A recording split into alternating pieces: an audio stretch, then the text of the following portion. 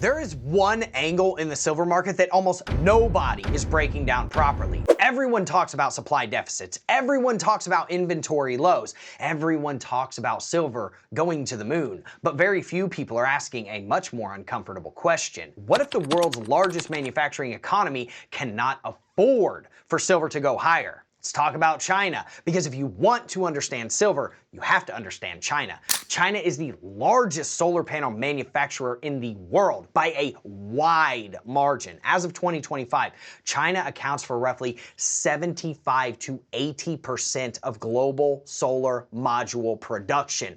That is not a small share. That is dominance. Now, here's the key number that most people don't necessarily think about.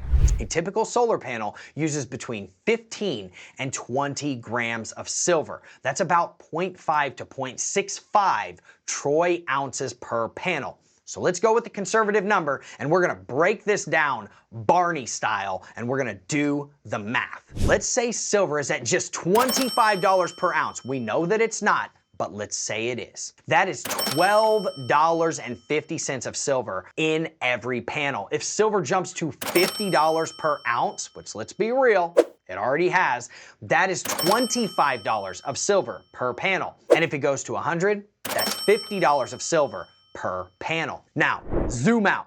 In 2024 alone, global solar installations exceeded 400 gigawatts. China accounted for roughly half of that capacity. A rough rule of thumb is about 3,000 panels per megawatt. That means 3 million panels per megawatt. At 200 gigawatts, China is producing approximately 600 million panels per year. At a half an ounce per panel, that is 300 million ounces of silver annually. If silver moves from 25 to 50, that is an additional $12.50 per panel. That is on the low end. If silver moves to 100, now you're talking about $50 extra per panel. Let that sink in. Multiply all of that by 600 million panels. That's $22.5 billion in additional costs for one industry, for one country. Now, add electric vehicles. Silver is used in battery management systems, power electronics, inverters, and high-performance circuitry.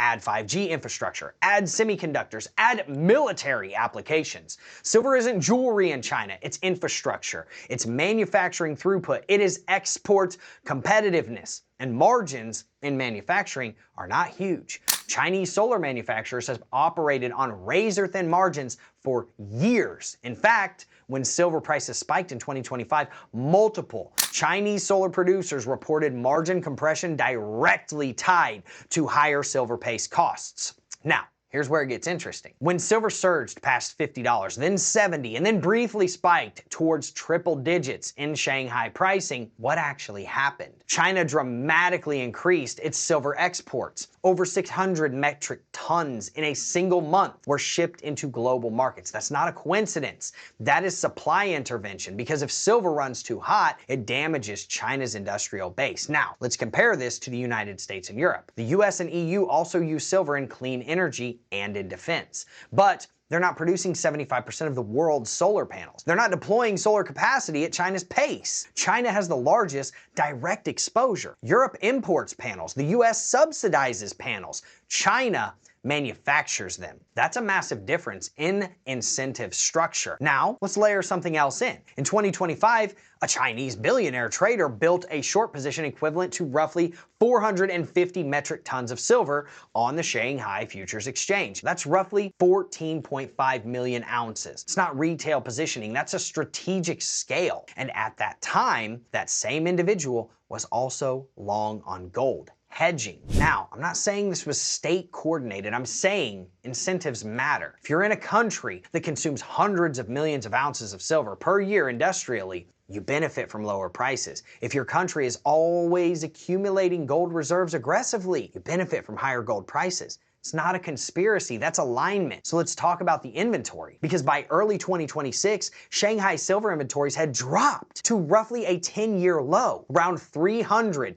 metric tons that were listed in exchange warehouses. That's a tiny cushion relative to the annual demand. So you would think that means silver has to explode, right? But here's the problem with that logic. When shortages emerge in an industrial, critical metal, governments and large entities, they don't just sit back and watch price discovery happen. They respond. They release inventory. They increase exports. They encourage substitution, and they invest in thriving technology. In fact, Chinese solar manufacturers had already reduced silver content per panel over the past decade through engineering improvements. They're actively trying to use less silver per watt of capacity because silver is a cost center. Now ask yourself this: if silver becomes structurally expensive, what happens? Manufacturers accelerate substitution. Copper pastes replace silver pastes. Recycling increases. Design efficiency improves. Demand elasticity kicks in. So the assumption that a supply deficit guarantees permanently higher prices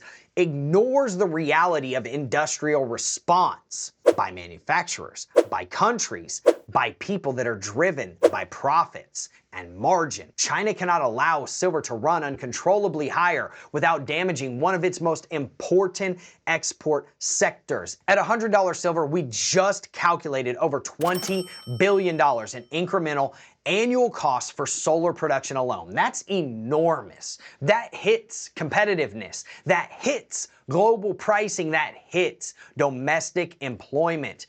That hits geopolitical leverage in clean energy markets. Now combine all of this: massive industrial demand exposure, thin manufacturing margins, inventory management through exports, a major short position placed during a price spike, active thrifting and substitution efforts, and a central bank aggressively accumulating gold instead of silver. The picture that emerges is not one of accidental price movement. It's one of strategic sensitivity. Silver for China is not just a commodity. It is a strategic input, and strategic inputs tend to be managed, not necessarily manipulated, but managed. When something becomes essential to national competitiveness, to your economy, pure free market dynamics often give way to policy, positioning, and influence. So the next time someone says, silver has a deficit, so it's gotta go up, ask the harder question: who benefits from higher silver? And more importantly, who gets hurt? When you run the math, China gets hurt far more than it benefits. And when incentives